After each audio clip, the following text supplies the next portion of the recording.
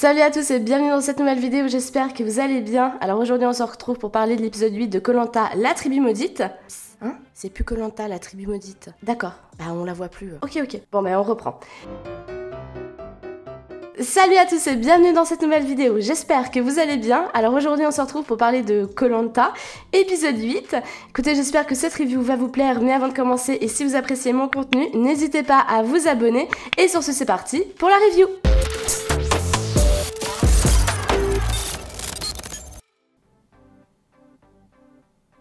Mais allez, vas-y, commence. Attends 2 secondes, je finis juste la page.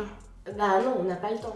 Bah si. Allez, commence ta review. Attends, si on a attendu plus d'1 heure et demie que l'épisode devienne intéressant, je crois qu'on a au moins 2 minutes pour que je termine ma page. C'est même pas le temps d'une pub, donc ça va. Ok.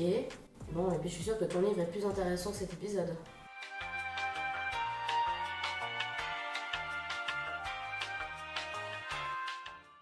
Ouais, je suis en train de relire mes notes pour voir s'il y a quelque chose d'intéressant à dire. Pas vraiment. Pas vraiment. Du coup, alors, cet épisode commence... Post-réunification, hein, du coup, on s'en rappelle, on l'a vu la semaine passée, Emmanuel est parti.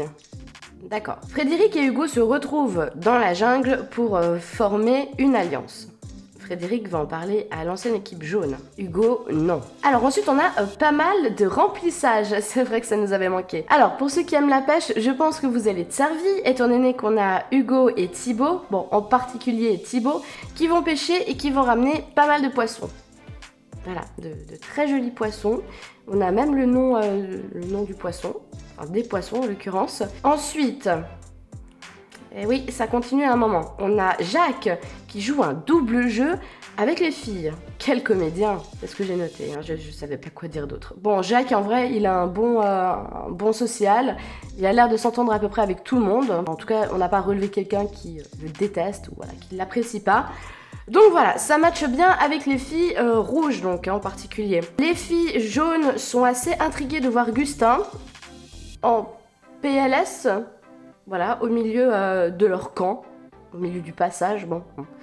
Vous allez me dire, vous pouvez toujours le contourner comme un SDF. C'est un peu comme ça que je le vois. Donc, on a Gustin qui énerve parce qu'il se repose. Mais sur les épreuves, il gagne.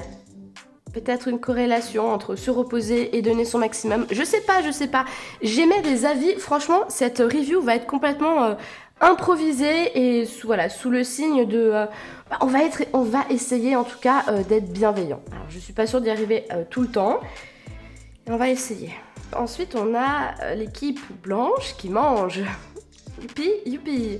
Repas assez copieux que voilà, on peut souligner Gustin et Thibaut, parce qu'en fait Gustin c'est pas le seul à avoir faim. Gustin c'est pas le seul à avoir comment dire, le manque de nourriture, voilà, cette capacité de devoir manger pour survivre en fait, pour vivre, pour faire des choses. Thibaut, par exemple, là aussi. Bon, par contre, ils sont 2. Je sais pas comment les filles font, mais apparemment, elles n'ont pas faim. Ok, bon, ben, tant mieux pour elles. Attendez, je reviens.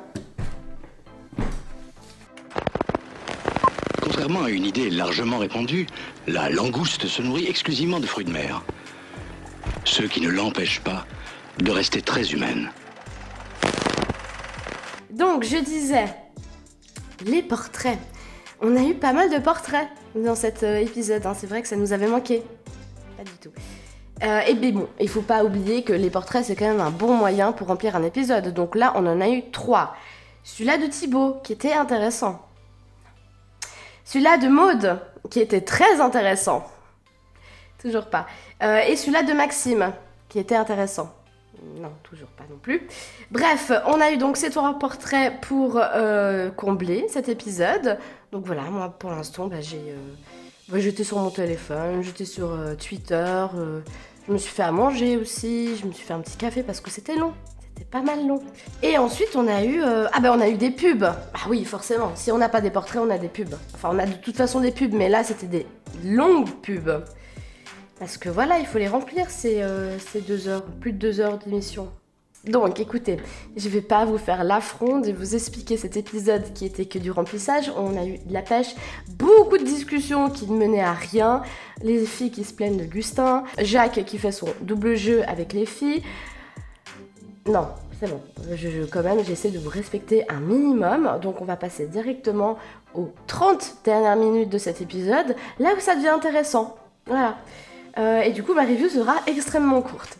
Mais c'est pas grave, vous avez l'habitude, bien évidemment. Donc l'épreuve, hein, la seule épreuve de cet épisode était donc le parcours du combattant, qui en soi est plutôt une épreuve sympathique, hein, moi j'aime beaucoup. Et là, bah, ils ont réussi un peu à la pourrir, parce que on a vu que ça. On s'est un peu accroché comme des âmes en peine. C'est triste, c'est très triste. Bon, en soi, le parcours du combattant, il était quand même sympa. Voilà, on a eu les filles, comme à l'habitude, hein, ils font 2 parcours, filles-garçons. Je cherchais dans mes notes, mais en fait, j'ai que 2 pages, donc ça va aller assez vite. Hein. Donc, parcours du combattant, les filles commencent avec 8 obstacles. Cassandre est en tête, elle s'en sortira très bien dans cette épreuve. Sophia qui la talonne et Maude qui n'est pas très loin.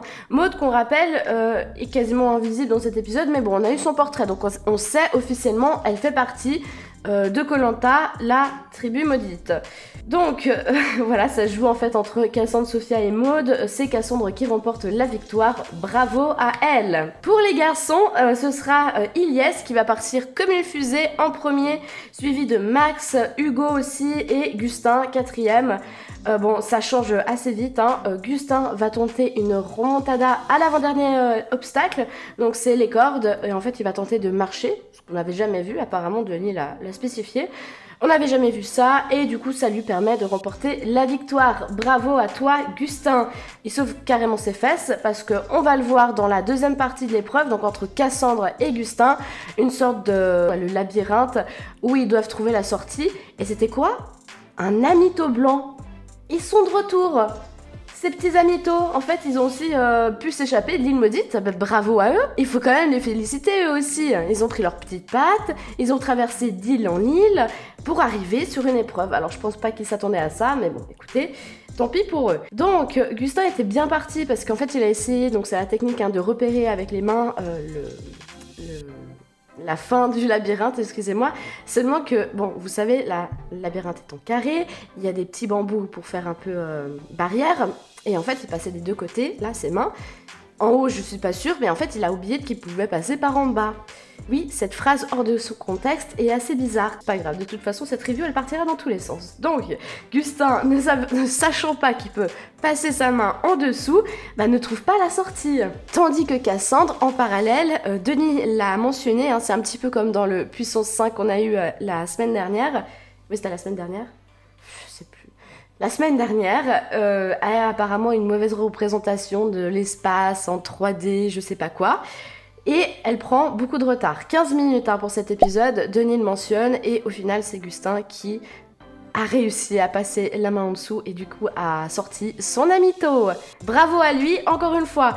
Il sauve ses fesses étant donné que les filles auraient pu voter contre lui sans hésitation parce que il se repose.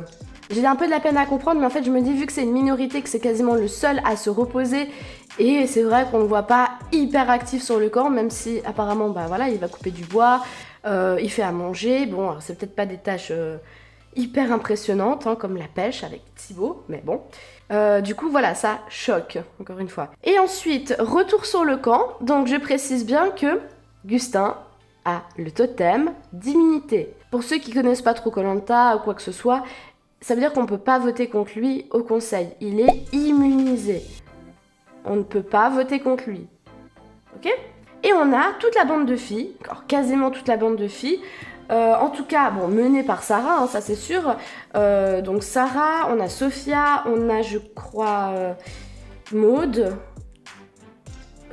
Cassandre, mais elle fait pas vraiment partie de l'Alliance parce qu'elle aime bien Gustin, donc voilà. Je sais plus si elle était là. Honnêtement, j'ai à peine suivi là ces discussions, ça menait à rien. Parce que le fond de la discussion, en l'occurrence, c'est Gustin nous énerve, il faut qu'on le vire.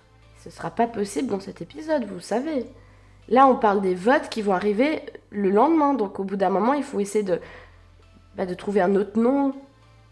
Je sais pas, une personne qui est pas immunisée, par exemple. Concentrez-vous sur quelqu'un d'autre. Ok, Gustin, vous l'aimez pas, il vous insupporte, mais vous pouvez peut-être l'éliminer plus tard, quand il aura pas de totem. C'est une idée, comme ça, je lance une bouteille à la mer, ils la retrouveront pas, c'est pas grave. Voilà, Cassandre va en parler à Gustin, étant donné qu'ils sont potes.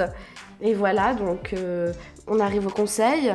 Il y a 2 colliers qui sont utilisés, donc c'est celui-là de Ilyes qu'il avait eu quand il était sorti de l'île maudite, et celui de Cécile, donc en fait il périme à cette réunification, à ce conseil de réunification, donc c'était logique qu'il l'utilise.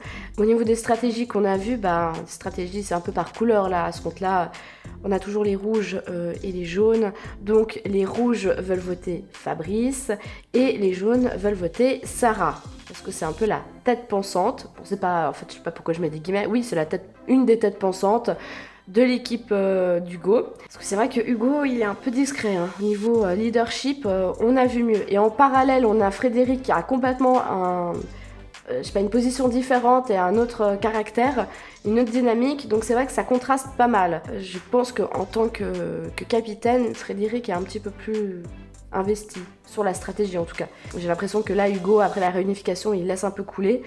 Bon, en tout cas, les votes sont clairs. 7, 7, hein, ils sont 14, ça fait donc une égalité entre Sarah et Frédéric.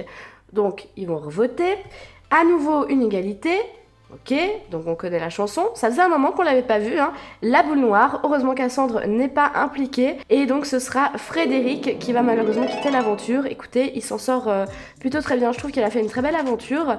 Il s'est quand même pas mal révélé. Et je pense qu'il a bien kiffé. Il a quand même réussi à trouver des personnes, en tout cas des personnalités qui ont bien matché avec lui. Je pense notamment à Ilyes et à Thibaut. Et puis même majoritairement dans son équipe, il était quand même bien. Et du coup, bah, ce sera le deuxième membre du jury final.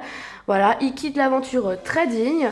Je pense que c'est quand même une fierté d'être arrivé jusque-là, post-réunification. Bon, il aurait pu peut-être aller plus loin, mais c'est vrai que là, il était en tout cas un peu à la traîne au niveau du parcours du combattant. Donc je pense que tout ce qui est épreuve physique, ce sera pas son truc.